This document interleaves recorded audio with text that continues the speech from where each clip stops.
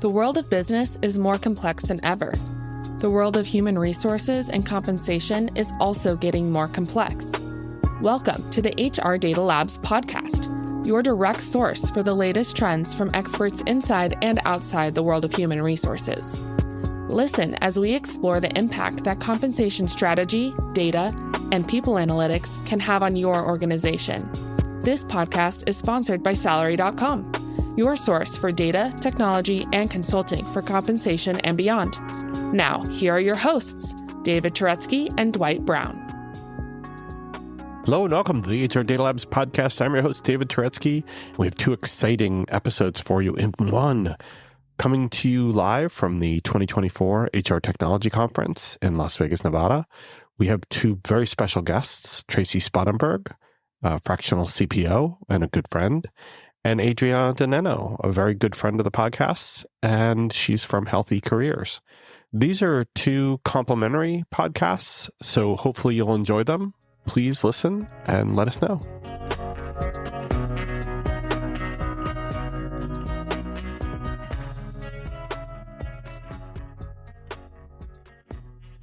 Hello and welcome to the HR Data Labs podcast. I'm your host, David Turetsky, and we're here live at the 2024 HR Technology Conference in the beautiful Mandalay Bay Exposition Center in Las Vegas, Nevada. And I'm here with Tracie Sponenberg. Tracie, how are you? I'm good, David. It's good to meet you. I don't think we've never met in person, right? No. This is really cool. Well, I saw you from afar yesterday. Oh, actually, I was pretty up close. You messaged that. Yeah. But you were surrounded by people and you were interacting, and it's really rude to go, oh, but it's David Turetsky from the HR Data Labs. You totally should have. No, I don't. My ego's not that big. It's big. But I would have recognized you. Well, yeah, I don't have as much hair as I used to. None of us do. So it's no, yours look better than mine. Well, it's been a rough night. It was a rough night. Wow. No. What? I came in with my hair all done. What story is that? No, I got up at 4 a.m, had my hair done the day before. Today I was decided to just redo it, and now I'm having a hair crisis, but that's all right. Thankfully, we're not recording wonderful. video. No, her hair looks wonderful, just to let you know. Well, we're going to take a selfie later, so okay. There you go. We'll do that. So, Tracie, will we do this with every guest we have? What's one fun thing that no one knows about you? Yeah, one fun thing that no one knows about me. Well, I guess it's fun. I used to be a cheerleader, and I'm not, when I was younger, I'm not very coordinated, athletic in any way, shape, or form, and that's, I guess, surprising. Nobody really knows that now. Okay. I would have said the tattoos, but now everybody knows I have a bunch of tattoos. Well, so. I see the one on your arm. I see at least two on your arm. And then I have another one you can't see. And I'm not going there. No, this is an HR podcast. Nope. Okay. Nope. So we're here at HR Technology, and we're going to actually talk HR technology. Yeah.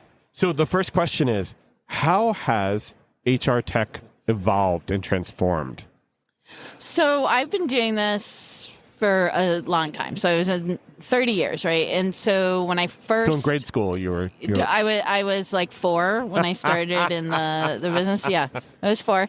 And I was just a prodigy. And there you go. I started with a large global company. And I remember it really wasn't HR tech to speak of. Somehow we paid people. That wasn't really my area. But it was I was in talent acquisition mostly. Okay. But I remember just even getting email. I mean, that's how long it was. Just the very beginnings, and then the bones of HR tech, and then going to the first job where I was leading it. And we actually had a system. We had a system that I thought was just amazing. And looking back on with 2024 eyes, I'm sure I would look and go, oh, what the heck is that? And, I've been doing this long enough where I've followed the evolution of the capabilities of what HR tech can do. Sure. From just really when I started, it was like pay people, just get people paid, right? And then it became so much more. And now with AI, there's really nothing HR tech can't do. It's such an incredible tool for all organizations, all teams. So ostensibly what you're saying is it's gone from being very administrative and it's kind of transformed to kind of say, your HR team can be what it needs to be and can evolve by leveraging the technologies available to it. Much more eloquently said. That's exactly what I'm trying to say. Not enough coffee this morning. Well, my job is interpretation and, translation. So, yeah. Well, but I think I've seen this happen. I've seen this happen in the world of compensation. I've seen it happen in HRIT. The tools around us have changed. Like when I first started, there were HR organizations sharing one computer in the center of the room, right? Yep. And everything was still done on paper. Yeah. When I got my first compensation practitioner job at Morgan Stanley, we did everything by interoffice envelope and, those personal action. Oh my God, I can't say it. Personal action change forms. Yeah. That we used to send through those very secure manila envelopes. Yeah. Oh, yeah. With the red threads. Yeah. So, we all know that form has just transitioned onto technology, but we're still kind of doing the same thing. We're just not using the interoffice envelopes anymore. Well, some places are, which is part of the work that I do is help them not do that anymore. My last company that was doing that, right? Wow. They were still doing that and all completely paper-based. And I think when like you and I talk, or we talk to people we know who play in this space, it's surprising to a lot of people, but particularly I work mainly in distribution, and it's not surprising to me when I see entirely paper-based people. I tell you, in 2024, I am shocked when I hear, well, yeah, we have an HRIS and we do shared services, and a lot of the work that we do is entering change forms into our HRIS. Yeah. It's not shocking to me. It's like I immediately go, "Oh, I can help you." Like, right? Just don't know. They maybe don't know, and that's what I've encountered a lot. Like, you don't know if you're in that, and you've been in that role for 30 years, and you don't come to things like this. You don't know what's available to you. But then that means that the organization hasn't evolved to see the benefit that HR can provide in other areas, and they see HR as being administrative. Correct. And that's also what I'm trying to change in the whole industry and beyond, because it's still very much, that perception is still very much present. Not everywhere, but in a lot of places. Bless you. And, I mean, God bless you. And if there are organizations that are listening and saying, well, we do a lot on paper too, I'm not decrying you and I'm not telling you you're behind. And I think what Tracie's saying is that you're not alone. Yeah, right? Totally not alone. There's no shame. I think that's the big thing. Like, if you are there, that's where you are, and everybody was at some point, and there's no shame. And if you want or need to move forward, there's lots of great ways that will help not only you and your HR team, but the company, and most importantly, the people of the company. Right. And the vision of what HR can become should be something that you start thinking about as being how do you evolve your practices and your policies and your technologies should help you along the way with that, right? Yep. They're tools. It's not the end all be all, but they're excellent tools to help. And so let's go on to the next question, which is really one of the more fascinating ones, which is, what do you think of as the latest trend in HR technology that's really helping drive some of these changes? And what should people be on the lookout for in 2025? It's a good question. I'm going to give the most boring answer, probably. That's probably not true about the most boring. It might be. Okay. So, and I don't love the word trends, but I think, AI is, I was just having this conversation with Teresa Festenstein, who runs basically a training company for HR professionals on AI.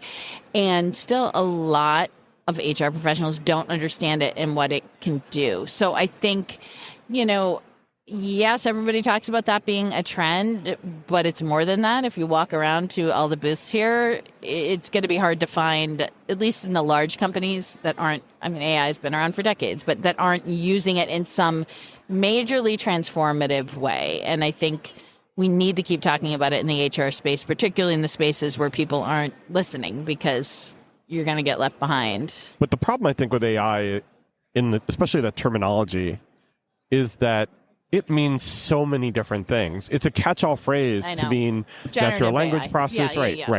Generative AI. I do that too.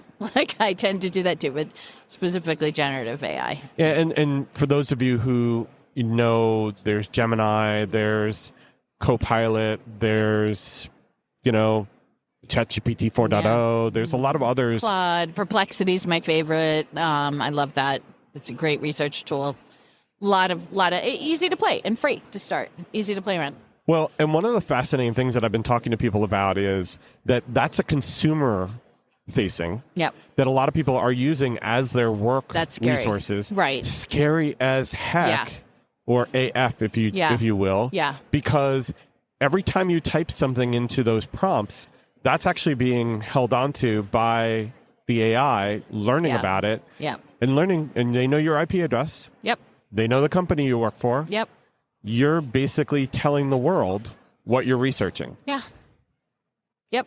Warning, Will Robinson. So ethics go hand in hand, right? We should have said that first. Ethics and AI go hand in hand, and governance and AI, that goes hand in hand. And it's, it can be dangerous, but it can be wonderful. And it also doesn't do everything. And it's also kind of stupid still in some generative AI specifically. Like, it's not everything, But I think if I know if I'm an IT person and I'm the leader of IT in my organization, I should be probably thinking about how scared I am about these AI bots running amok, not the bots, but the generative AI running amok in my organization that I don't know about, and I may not ever know because of the BYOB. Yeah. Yep. Or BYOD. Not bring your own beer, bring your own device. Bring your own device. My last company, a lot of companies, at least early on, did, their solution was just like, block it. Right. Nobody's going to use it. That's not the solution, because it can be used for some really good, helpful things. And you want people to learn, right? And then I had a client that was really early and deep on an AI policy. And that was that's great. I think really putting guardrails around what you can and can't do.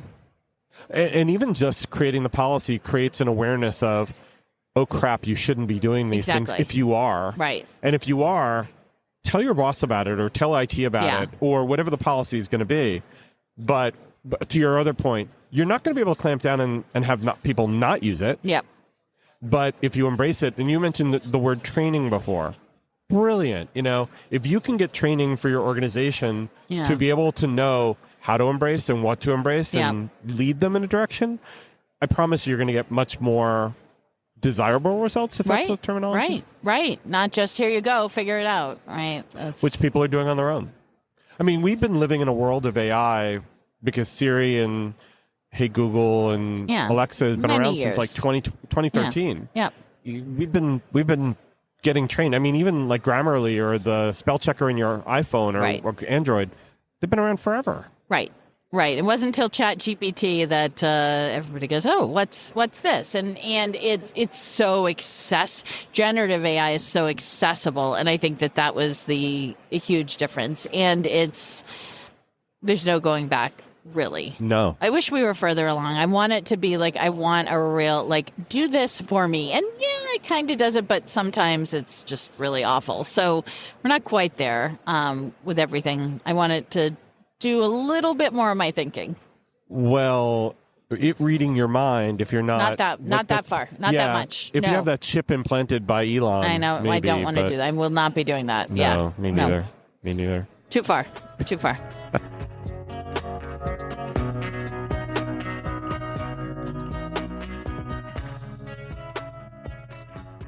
So the third question we wanted to talk about was, how important is compensation in kind of the general scheme of where HR technology is and where it will be? Have you ever wondered what really makes a generation tick? Who gets to pick the name? And why the slang keeps changing? Don't worry, I can help. My name's Dr. Megan Grace.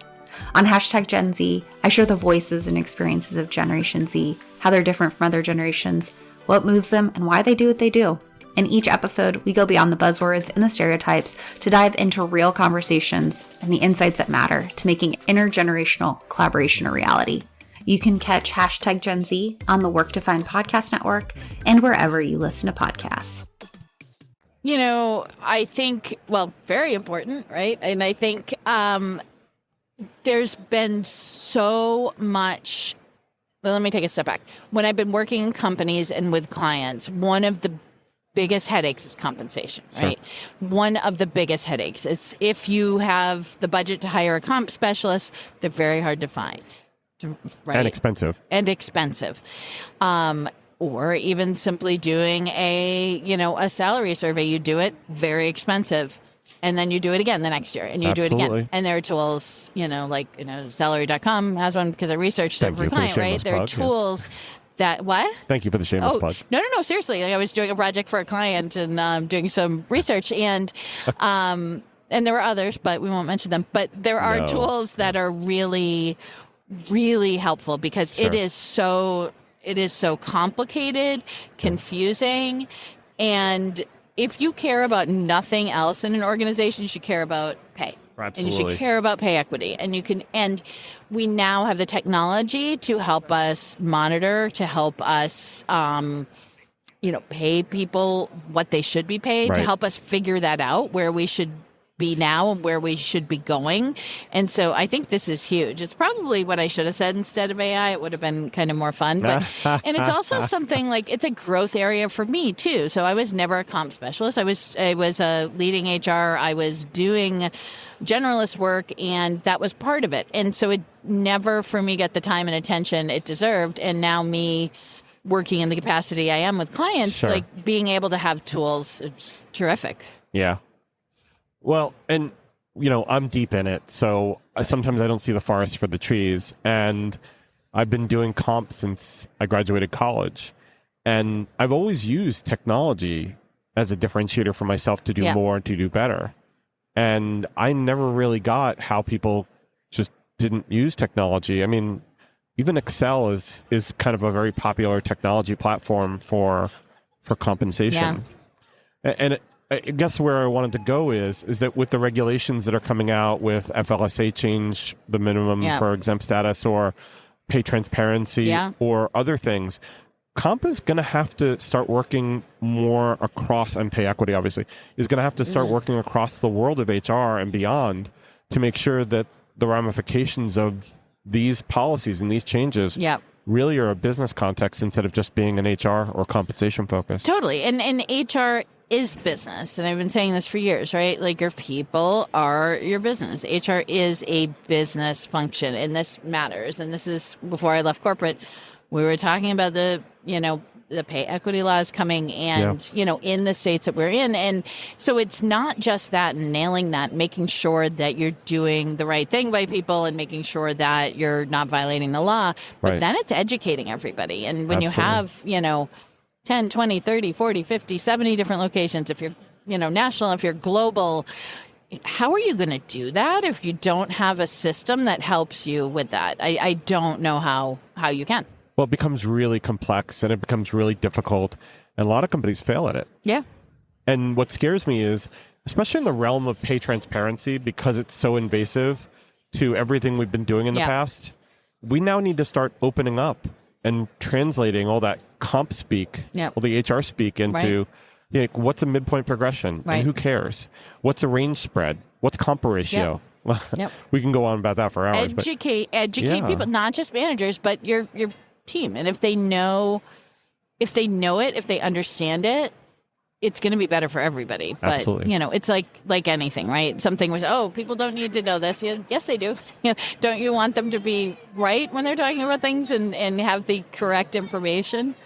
Well, and the problem now with getting the wrong information isn't just someone leaving. Because these things are transparent, it's a public relations nightmare. Yeah, totally. So let me try and ask a bonus question. Okay. Because this is one of my favorites that we're talking about here at the show. Beyond the hype cycle, where does AI land in the HR stack? Where is its best home? Where is its most effective place in the HR stack? So, again, beyond the hype cycle. Beyond the hype. So, I like to think of it, generative AI, as a co-pilot, if you will, right? Like as a partner. And I think we're seeing that with all kinds of companies here. I'm here with a company called Harriet, which is like the help desk of the future for HR, right? And so I work in the distribution space. I work in the frontline space. And, if your people can text and answer to a question and interact with somebody like it's interacting with a human, and if the company, like Harriet, has done the work of stripping out all of the hallucinations or trying to, right?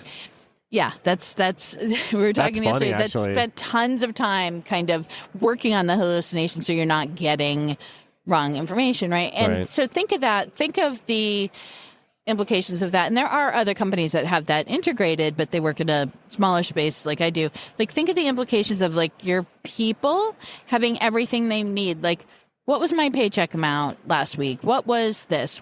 Can you send me not a time slip, but can you send me a pay stub? I've been Sure. out of it. See, I've been out of it for 9 months. Sure. I forgot the pay stub, right? So can you send me a pay stub? Could you do this? Like, how much vacation time do I have? All Right. of those little questions that can eat up. And that seems like a really simple thing, but that is super transformative. So I think, beyond that hype, just as like, this is here, it's going to be with all of our people in some way, shape, or form. And that little thing is going to be really, really transformative. So one of the things that bothers me, though, about what you just said, not what you said, was the data underlying the HR system Yes. needs correct. to be in such pristine shape. And I'm we glad know you brought that up. It's not. not. I was having this conversation like 20 minutes ago, and, the good systems like that one help you figure that out, right? You Okay. use AI to help you clean up that data, and you have to have, the data has to be right or everything's meaningless. And that goes with anything, Is that right? conversational, or is it interview based, or how does someone go through it? Because there's so many touch points and there's so much about a person. It's not like it's just a page, a form that has everything about a person on it Yeah. and they can update the page. When it's an interview, when it's a chat, it's oh, so I understand you have 2 kids. Have your dependents changed? Yep. Are you still married to your spouse? Yep. Or are you Yep. still living with your domestic partner? Have you moved? I Yep. mean, Yep. basis Yeah. of where you live is such an important thing for taxation and regulations. So all those things are so intertwined. Yep. How do you do it? Where does it start? I mean, I don't know. I mean, yes. So you have to look at bias, and you have to figure. Yeah. That's a great question. Like, where are you housing that information on? I have 2 kids, right? Like, particularly at the pre-employment stage. Within the employment, that's I'm more comfortable with that. But like, if you're talking about from a interview standpoint, like if something comes up, right? Like, where are you housing that information? Where does it go? A lot of work, I think, still to be done there. But what do you do with that, and how do you make decisions based on that? And where does that data go? So I'm still learning. let me give you an example of where this really comes into play. And I had this happen to me twice. One, which is I just got divorced for the second time. Don't come to me for relationship No, we advice. talked about this. Yeah, so, we had a pre-call on this one. But seriously though, my deductions were wrong, and I had to update my beneficiaries and all that stuff. And I was so excited about being free that I forgot about all that stuff. Well, that has implications on your benefits. It has implications on your taxation. But then I haven't updated my W-4 for freaking ever. No. And there was a tax change during the Trump administration, Yes. which required us to do that. So confusing. Right. Yeah. And then the federal form's updated. Right. So, those are the type of things, though, that drive people crazy, because when it gets to April, when those things matter then, or even November when we're doing our benefits elections, they're wrong and we blame HR, but it's not HR's fault. It's not. And I think, that's where some tools can come in, or the education can come in terms of like, okay, let's, hey, you have questions about this. Here's what it means. And here's a 1-minute video on that. And here's this. And here's that. Idea, yeah. And so, my former team did some, education, not advising, but like, here's where you go if you need to know this, because HR gets blamed. You do everything you can. If the data's HR wrong, gets HR will always get blamed. Right. But education, training, education, learning, all of that is. I think you're saying education is the key. I am. Yeah. But I had a podcast a long time ago now with a couple of brilliant people who were actually using artificial intelligence to find patterns of incorrect data in HR data. And I was like, couldn't we create agents that go do that search and destroy? Yeah, probably. And they're probably here somewhere. I mean, if you're not here, you've got an HR tech company and you're not here, it's surprising. I don't know who isn't here. It's everybody. Oh, this is one of the, talking about the floor, this is one of the largest floors I've seen. And I've been coming to this show for 20 years. Yeah. This is one of the largest I've ever seen. I haven't been that long, but I've been for the past 7 or 8 years. And you're definitely the largest I've seen. And they're all, most of the time, they're doing different pieces or they're taking on different, tax on, one thing. Like, they're benefit providers here. But then there's other companies that do not just health and welfare, but they do perquisites. And then there's others that do rewards and others that do incentives and whatever. It's such a crazy time to be in the HR technology space. It is. It's fun, though. It's fun. It certainly is. It's really fun. Tracie, is there another conversation, another question you want to take? I think I'm good. I mean, you can keep firing at me. I think I could talk to you. I could talk to you for a long time. Me too. So why don't we do this? Yeah. Why don't we end today? And then we're going to ask you back on the podcast later on. All right. We'll do that. Thank you. Thank you so much, Tracie. Thank you for having me. And enjoy the rest of the show. Thanks. You too. Take care and stay safe. Like what you hear so far? Make sure you never miss a show by clicking subscribe. This podcast is made possible by Salary.com. Now, back to the show.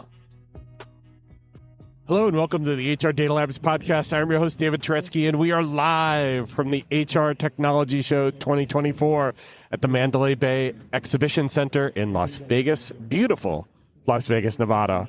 And I'm here with one of my besties, Adriana DiNenno. You will remember her from some of the best podcast episodes HR Data Labs has ever done. Thank you very much. Hey, Adriana, how you doing? Good, thanks. Having fun. I know. Well, there's a lot of fun to be had here because there's a lot of really cool stuff going on. Agreed. And we're going to get into some of that in a minute. But first, what's one fun thing that no one knows about Adriana DiNenno? Because we've uncovered a lot of things about you in the past. We have covered a lot. You put me on the spot. Can we do it at always. The end? No, you cannot transition to the topics until you come to this point. Okay, all right. So, by the way, you're not the only person that's ever been stumped with the one fun thing. But usually someone dredges something up out of the bowels of their mind. Okay, so it's funny how your mind goes blank. Totally. When you have to answer this question. I wrote a book. We know that. No, I don't know that everyone knows that. Well, they do from the podcast because we've talked about it and I've highlighted your book. Fine, but I'm proud of it. Yeah, we're all proud of it too, but that's not one fun thing that no one knows. Okay, fine. I ran track. No one would know it because I can't run anymore. Oh, okay. Yes. I have arthritis in my knees, so no one would know I actually ran. Okay, all right. And I was very good. I missed districts by 2 seconds. 2 seconds. 2 seconds. 2 very long seconds. Yes, so it's actually a good one because no one would know I'm a runner. Okay, all right. So, well, I'm a runner now. I started running in my 50s, so there you go. I don't run. I walk. That's okay. So that's my one thing. All right. So now let's talk a little bit about our topics for today. Okay. So we're going to be touching on recruiting and recruiting technology. And the first question, which is near and dear to your heart, and a lot of people's hearts that we're going to talk to, is how has the recruiting practice and recruiting technology evolved, and especially lately? Sure. So you're going to not be surprised by my response. Wait. Is it a 2-letter acronym? Yeah, I'm not talking about that. Oh, okay, good. I was going to tell you I am not talking about AI. Oh, okay. Like, I will not talk about it. Well, you just did. Yeah. We don't talk about Bruno. Exactly. So, anyways, I will not talk about that. I will talk about technology in general. Okay. And yes, AI is playing a part in that. Of course. But we tend to forget that the rest of technology exists too. Absolutely. So, sure does. So I will talk about that, and I'll talk about how technology itself has really changed how fast the recruiters can get through the recruitment funnel and get the seekers quicker. And it's actually changed the expectation of the seeker because they actually expect things faster.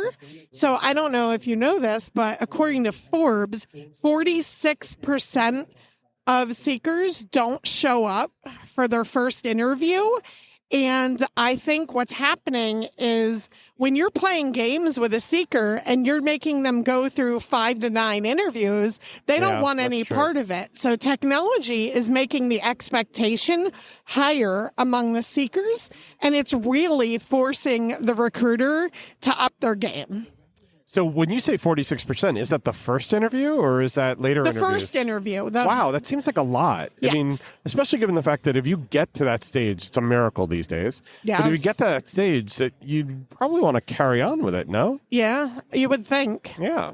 Yeah. I read a whole article from Forbes about seekers ghosting employers, not the other way around. Do you think that that might be because they're using it as a check on their current careers and just seeing if they can get the interview? Is satisfaction enough? I think it's a combination of that, but I also think it's high expectations among the seeker and feeling like they deserve more. And if the recruiting process doesn't go as they wish, they pull themselves quicker out of it. So, and when you talk about the recruiting process, you're not just talking about the technology piece of the recruiting process. You're also I'm talking about a combination. Yeah. So it's really about how the recruiters as well as the recruiting technology treats that candidate throughout that entire experience from the application or probably from the posting part all the way through. Yeah, exactly. We're going to touch on some of the things that have kind of changed the entirety of the kind of the requisition as well as the posting, because obviously with pay transparency, that kind of impacts it. It also impacts who self-selects in or out of roles based on their expectations of pay. Yep. But we're going to get to that. Let's touch on that. Well, actually, why don't we touch on it now? What's the relationship between recruiting and comp, and how is that changing? Because in the old days, when recruiting called us in compensation, we were like, oh, recruiters are calling us again. They want to know what the current rate is on pay for a job. Yeah, it was awful. Yeah. I remember that. And there was tribal knowledge there where the comp people were like, I'm not giving this to them. They don't deserve it. Yeah. We now live in the world of pay transparencies. How does this really evolve? Yeah, so this is a very timely subject for me.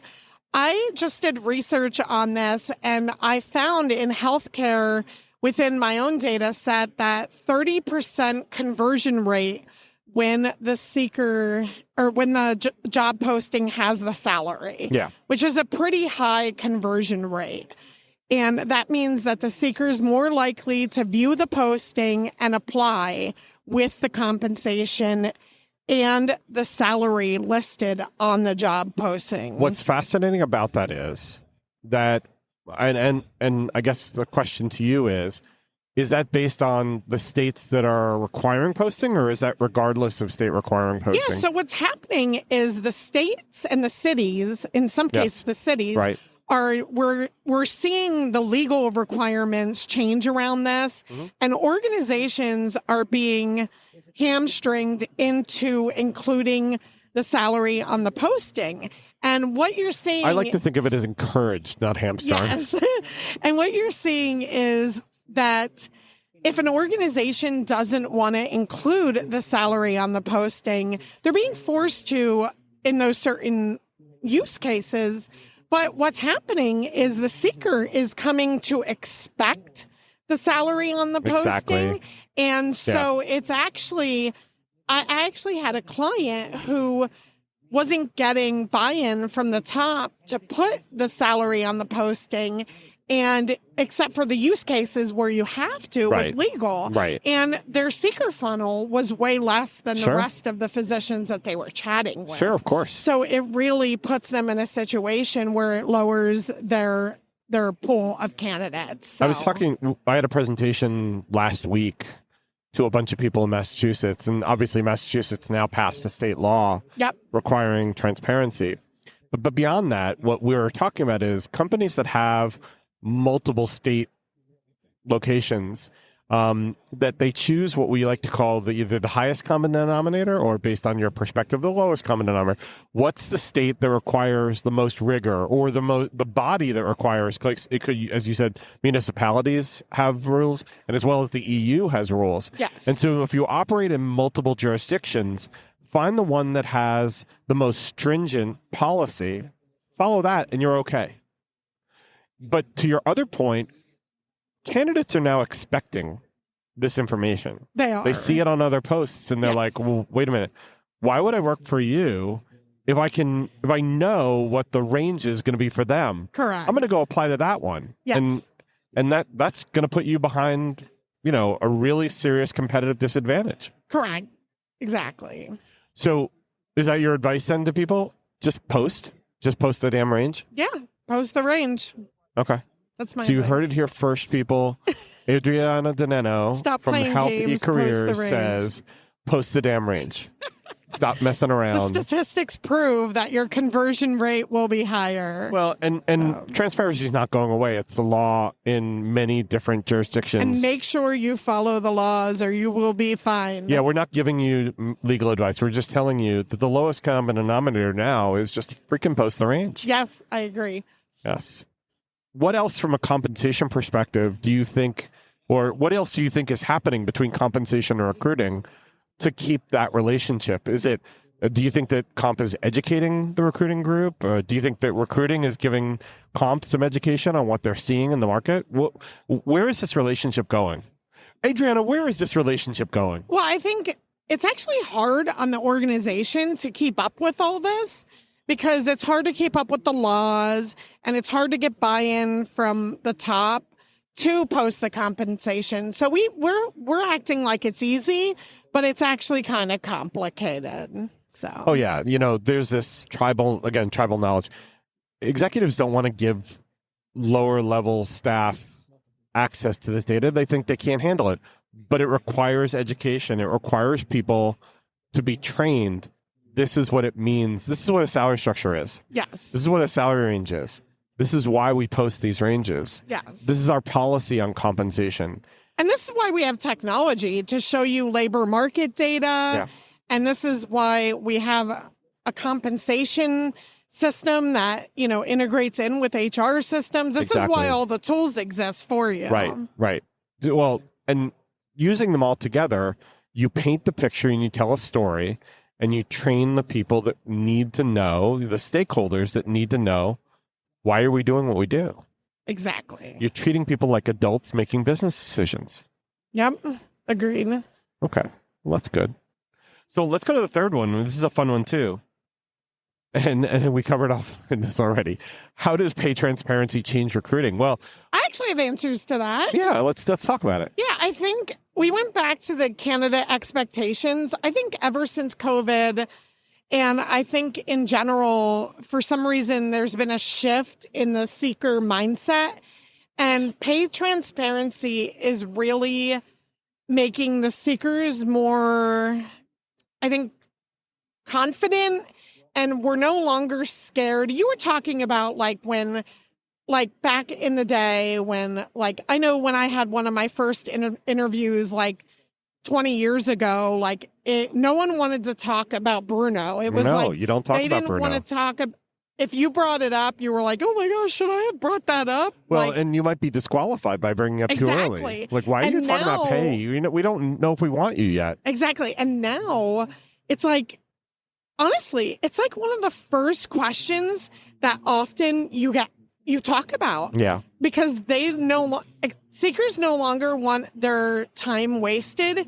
Now, the part that's really hard in recruiting that I want to talk about is some of the higher paying jobs. Let's just say you make $200 a year and you post the salary for a $200,000 job a year. Right. It's high paying. It's great. Honestly, you're probably going to get some seekers eventually. And it's not as bad as if you're posting a lower paying job. Mm-hmm. And so what's happening is recruiters are having to sell jobs that are lower paying with other perks. So it's like, oh, this may only pay 30 grand, but here's these other benefits of the job. So it's forcing, I know I have a friend in recruiting, and, you know, it's a lower paying job that she sometimes recruits for. And she's having to get really creative when the posting includes the salary to kind of showcase some of the other things that can't be monetarily, you know, a perk. So Absolutely. I think that is changing with recruiting. So. Well, so what you're saying is that they need to sell beyond the comp, or sell beyond the salary, and which might include benefits, it might include perquisites, it might include culture, it might include purpose. Yes. So there's a lot of other things, and people want that. Oh, of course, especially ever since COVID. Purpose. Yeah, they want purpose. They want to know that they're not working for an evil person. Yes, which we've heard. No one wants to. Nobody wants to. So I think that's Dr. Evil. No. I think that's how it's changing recruiting. Hey, are you listening to this and thinking to yourself, man, I wish I could talk to David about this? Well, you're in luck. We have a special offer for listeners of the HR Data Labs podcast. A free half-hour call with me about any of the topics we cover on the podcast or whatever is on your mind. Go to salary.com/HRDL consulting to schedule your free 30-minute call today. So I guess the next question is, and this is a question that we've been asking a lot because we're going to ask it, AI in the world of recruiting. Can we escape it? Can we not use it? Or is it now part of the process and it's never going to go back? I mean, yeah, but I've actually heard people say something's AI that's not AI. And as someone that works in product development, we know the difference when something's built with AI versus technology. And I feel like there's a huge misunderstanding of, oh, that's AI. And it's like, actually, it's really not. It's just technology. But I do feel like AI is, I mean, we use AI too. And I do feel like it is a game changer, but I personally don't think it's everything that it's cracked up to be. So, well, I mean, there are different use cases. There are different pieces. There are different methodologies. There's different technologies. And so just saying AI, I mean, we could be talking about generative AI. We could be talking about machine learning. We could be talking about natural language processing. There's a ton of different things. Yeah. So, yeah, no, I totally get it. And you're absolutely right. But I think the point is that when you get into the recruiting process and think about the world of, you know, the candidate experience, usually the first experience that we have is somebody going up on the website, seeing a job description, and then posting for that job.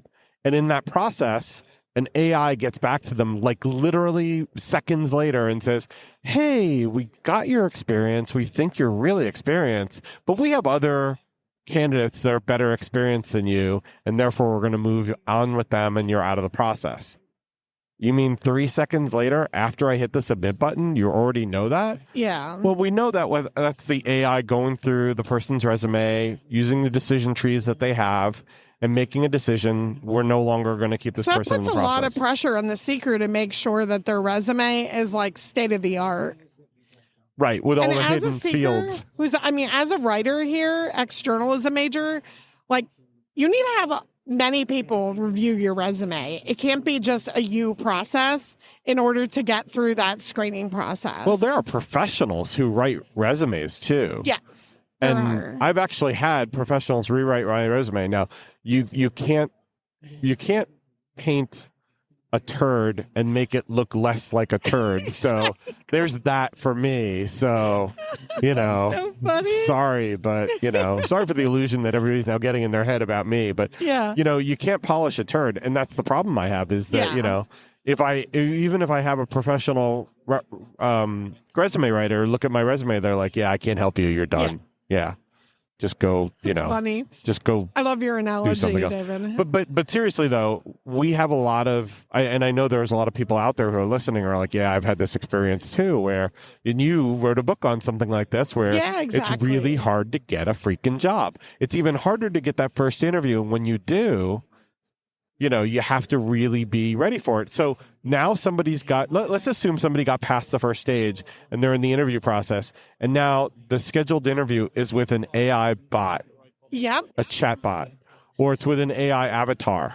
I know. I just saw a platform that is a video interviewing, and it takes all your words using AI, makes a transcript, and basically analyzes your entire video and all the responses. Yeah. And tells the recruiter like a synopsis of whether they're going to knock you out or not. Yeah. Based on your video. Right. They say this person's a serial killer, get rid of them. Yeah. So it's not just the recruiter watching the video anymore and seeing Adriana's smiling face and like what I'm, you're missing that. Right. Like you're just seeing a transcript now. Right. So your answer's got to be rock on. Right. But so it's actually doing an analysis of your sentiment, of your verbal language skills. It's doing a temperament and emotional it's matching experience. What you say to the job description if you use the right buzzwords. Right. So, but in some ways that's wonderful because it gives you transcript and scoring and all that stuff. But what it doesn't do is it doesn't have any emotion. It doesn't have any... emotional connection there. Yeah. No, that's it. Well, so that's that step, right? So let's say the AI says, "Oh, this person seems like they're a good candidate. Here's the probability that candidate will be successful in your organization." So then they go on to the next level. If you still have the candidate, because I've read research, lots of it, when I did a Disrupt HR presentation, and candidates don't want more than 2 to 3 interviews. So if you're doing too much software and putting them through all these things, they will drop off in the funnel. Do you include in that the assessments, the technical assessments? Yes, you do include in that, yeah. So you're including in that then all the steps, and you're basically saying get it done quickly with as few steps as possible. That means don't send them in 9 interview rounds. Yep. If you can't make up your freaking mind after 2 or 3 interviews maybe with a hiring manager too, then don't do it. Yeah. Because you're going to lose the candidate. I mean, from my personal experience, this job I'm at now, I did like 2 interviews and that was it. And that's part of the reason I took the job. I actually backed myself out of some jobs when they wanted like 5, 6 interviews because I thought they were kind of playing games.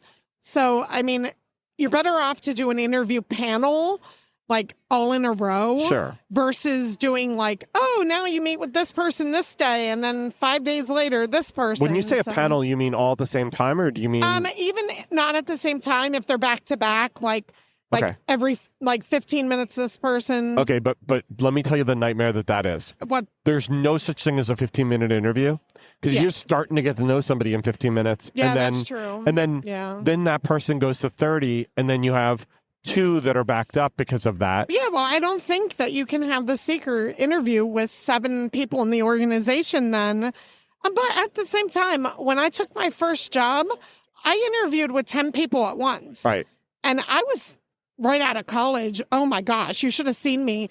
Like this little new college grad came into a room, 10 people, and they all fired questions at me. And I was like so scared, but I got the job.